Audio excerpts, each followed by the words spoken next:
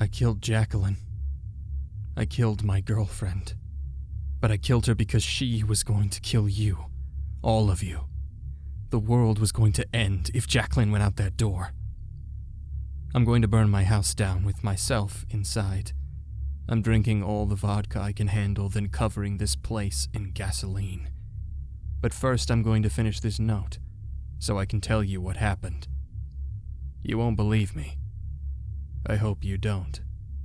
Because if you believe me, then that means there's evidence. If there's evidence, that means some of it survived. And that means you're fucked. My name is Kevin Gillard. I'm an You know what, fuck it. I don't have time to tell you extraneous details.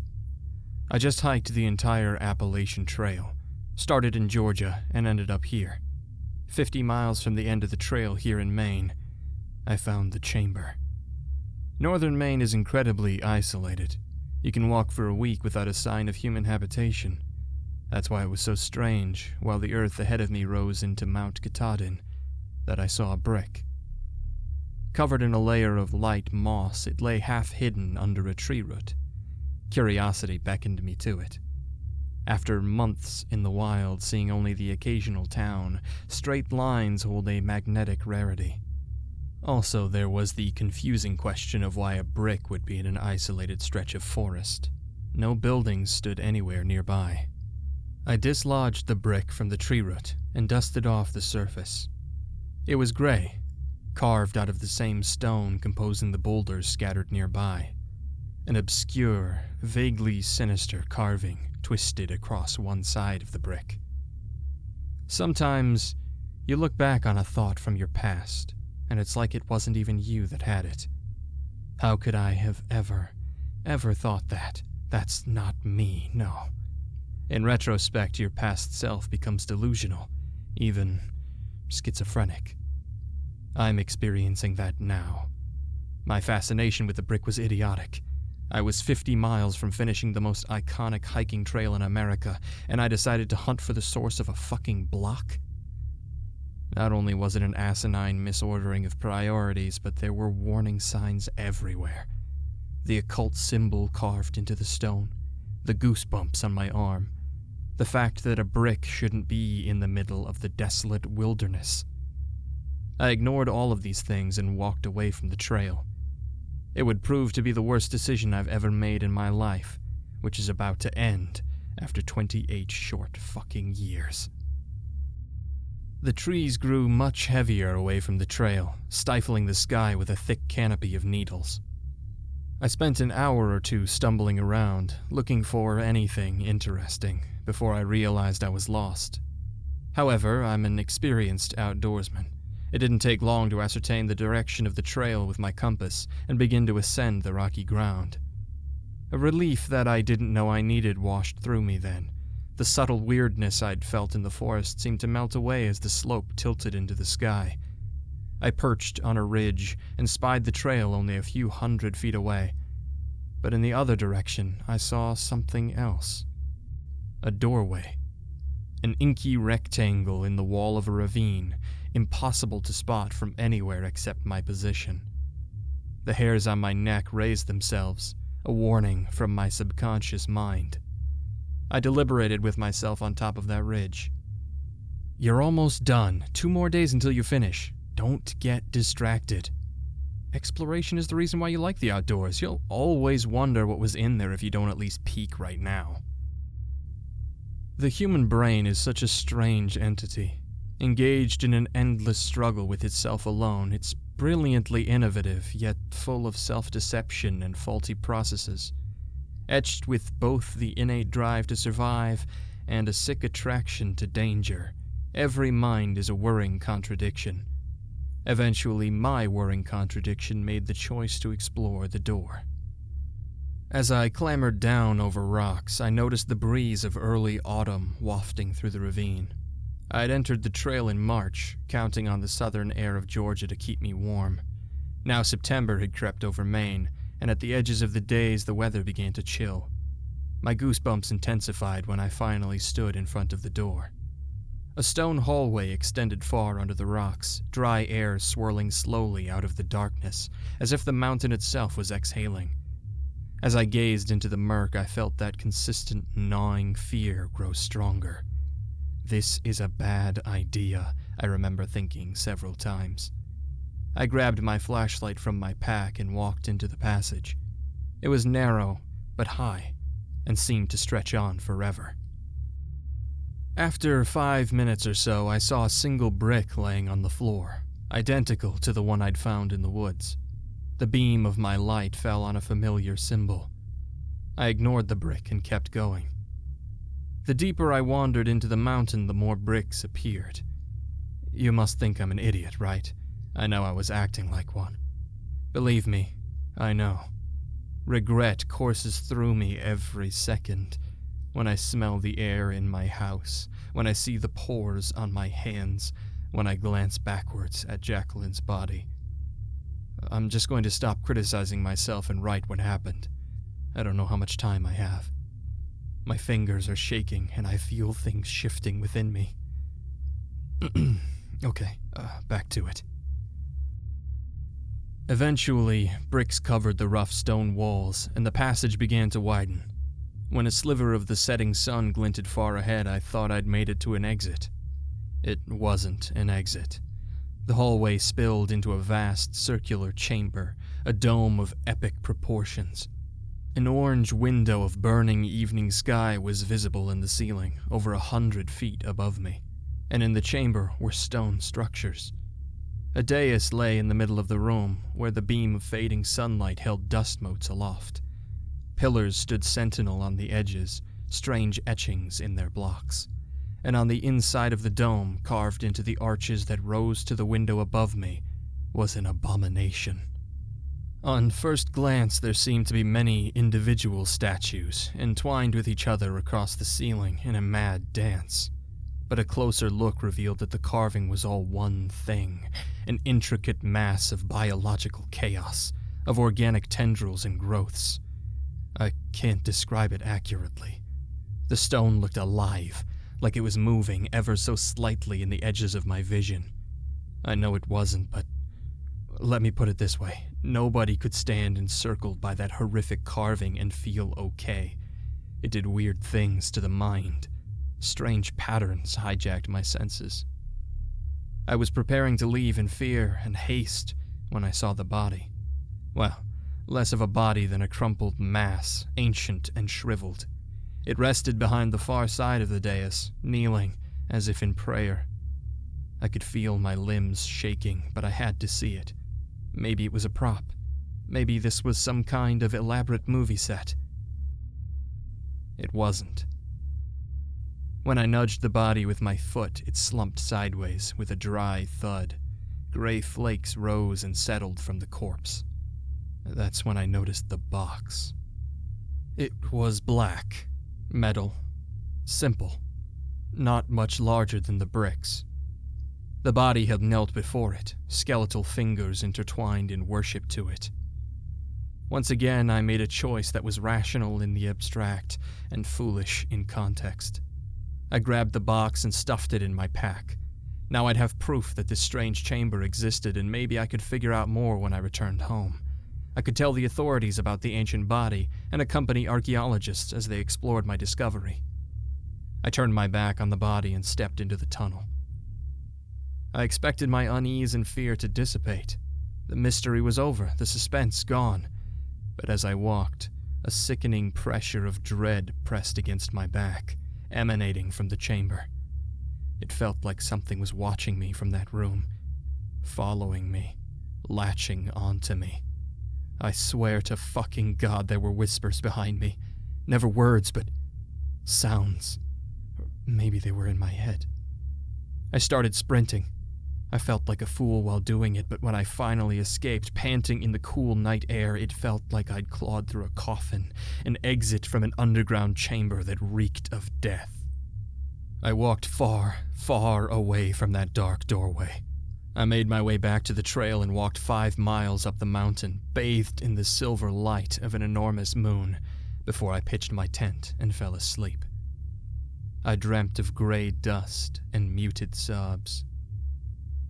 Over the next few days, I calmed down considerably.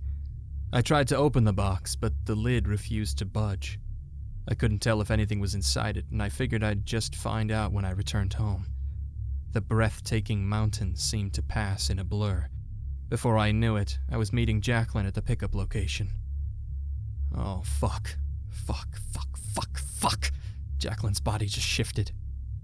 I thought she might be alive, but she's dead. As dead as that skeletal corpse in the chamber. But the thing inside her is not dead, and it just coiled. I heard friction against the carpet and turned to see her body curling and twitching. Oh, fuck.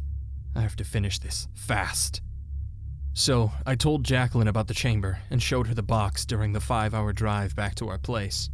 She blamed me for not snapping photos of that demented ceiling.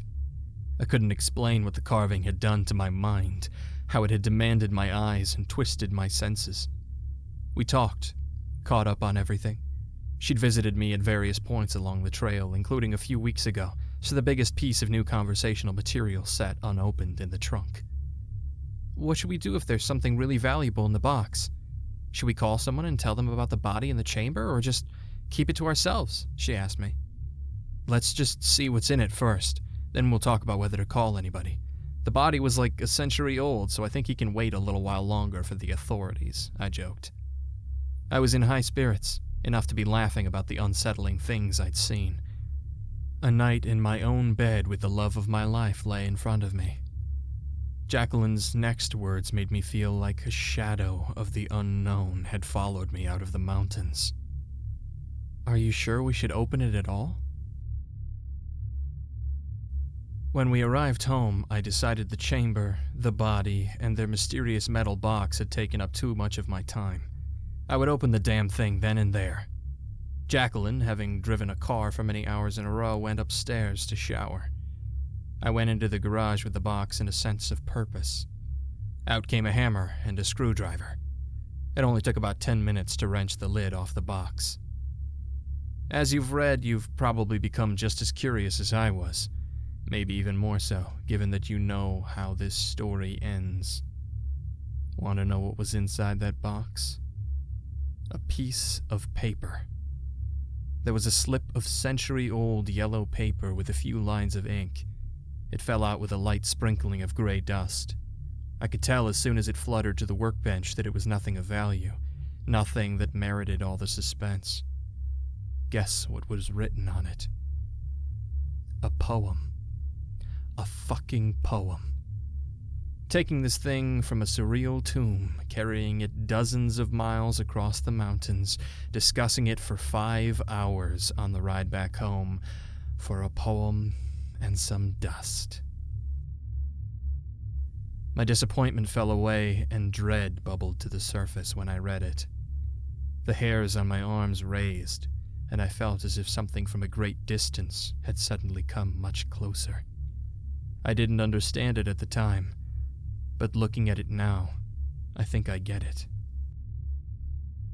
From the cold and distant gloom, in muted gurgles of the mind, he calls, a perfect doom, for worms so weak and blind. We with unknown means create his just and cruel commands. We fall in holy hate. Our tubes become his hands. I remember feeling a tight knot in my stomach, the same way I'd felt looking at the carving, as if I saw a crack in the veil of reality, and there was something foul behind it. Then exhaustion settled over my anxiety like drifting ashes. I walked upstairs in a trance and collapsed into bed. "What's wrong, babe?" said Jacqueline. "Was there anything in the box?" "Nothing," I told her to answer both questions, and then I was out. This time in my dream, the gray powder filled skies across the world, and there was no place without muffled cries. Jacqueline just sat up, moved herself into a kneeling position, hands out front, head bowed, like she's praying. Her skin, what's left of it, is gray. She's dead. I know she's dead. I need to finish. I woke up to screaming, horrified screaming. Jacqueline was next to me in bed, shrieking and scrambling away from me, tears leaking from her eyes. There was something wrong with her skin. I rubbed my eyes and blinked, and that's when I noticed it was on my hands as well. Holes. Small holes about the size of the nail on my pinky finger covered Jacqueline's entire body, her face. They were on my hands, my arms, my whole body. I screamed too. It took around 10 minutes to gather myself and go to the bathroom to get a better look, to figure out what was happening. Jacqueline whimpered in the fetal position. I wanted to comfort her, but couldn't find the words. First, I had to figure things out. I'd look in the bathroom, I'd recognize that this was some uncommon disease, and we'd go to the hospital and fix it. That was my plan. The holes were everywhere, but clustered in dense, honeycomb-like patches. Each was about half an inch deep with red, irritated skin at the bottom. The edges of the holes, the parts that weren't soft and sunken, were rough and almost brittle. I gagged as I ran my fingers over my pockmarked body. The feelings of disgust and fear I felt. I didn't know what disease this could be, but it was like nothing I'd ever heard of. Running my hands over my pockmarked body, feeling the squishy pits and their tough rims all over my own fucking skin. My face, a porous mass of flesh, no longer looked human in the mirror. I felt a great helplessness overwhelm me, a whisper in my mind telling me that nothing but prayer could possibly save me now. Prayer, like the praying body. And then I realized, the dust, the gray dust in that box, it was something foul, some kind of spore or virus, and it had infected me.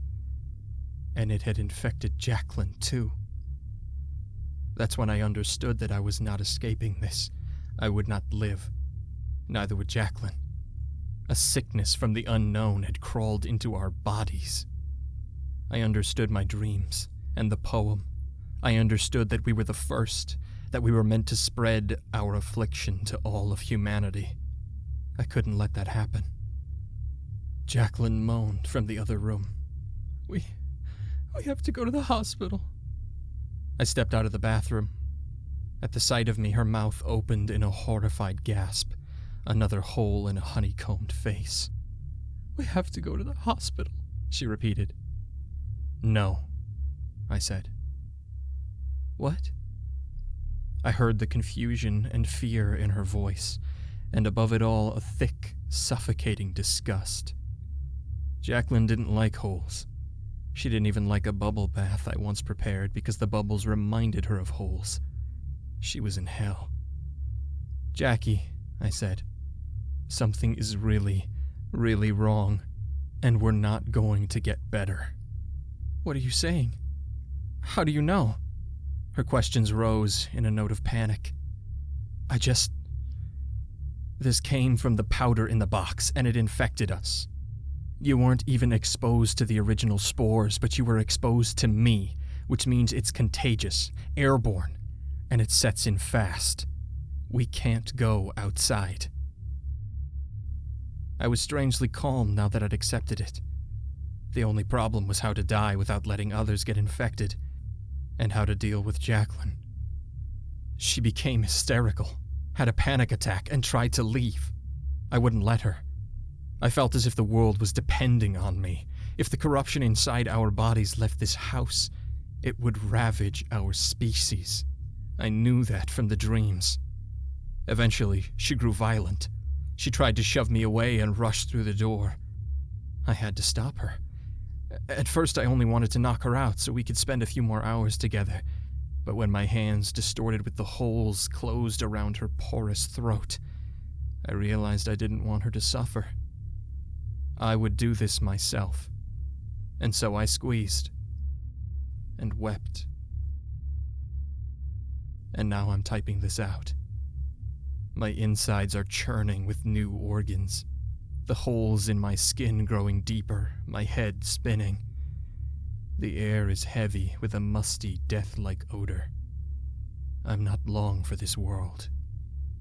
Jackie's body is sitting now, praying to the thing out there that made this sickness. A fleshy tube of fungal growth has sprouted from the back of her neck. Gray powder puffs out of it. I can sense the parasite compelling me to leave the house and to kneel, to bow my head and let the tube emerge. I will not let it. I will not let this evil thing use my own body to pollinate the world with death. I hope it doesn't survive. I love you, Jackie. And to everyone else, good luck.